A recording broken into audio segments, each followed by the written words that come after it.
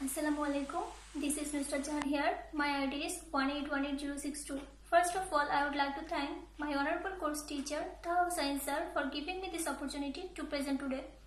The topic of my presentation is assessing the future of globalization. Now I am going to discuss about it. Globalization, a common term in 1990s, is one of the most controversial topics in the social science that although there have been a lot of discussion about it. The whole world is a global market now because of the globalization process. In chapter 8, you can see the effects of war and terrorism on globalization. War and terrorism has always a negative impact on the globalization.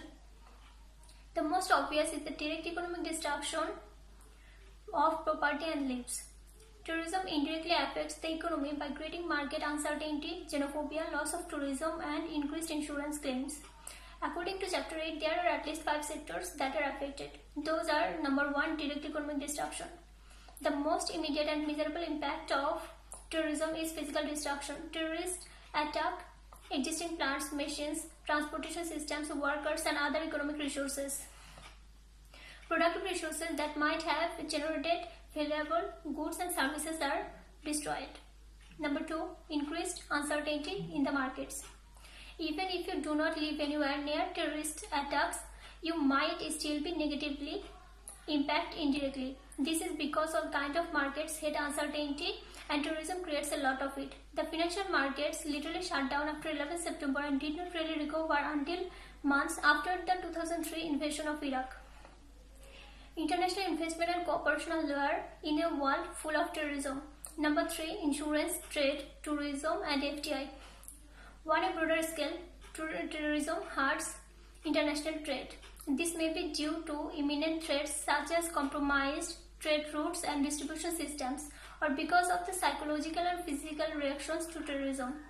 This also means less foreign direct investment, especially in unstable countries. Number 4, what is the health of the state?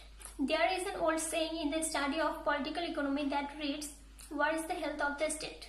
It means that during times of conflict, reactive governments and nervous citizens are far more inclined to give up economic and political freedoms in exchange for security. This could result in higher taxes, higher government deficits, and higher inflation.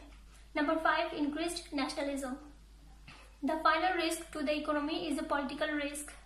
Closing down borders to trade and immigrant workers reduces the size and diversity of economic transactions and limits productive resources.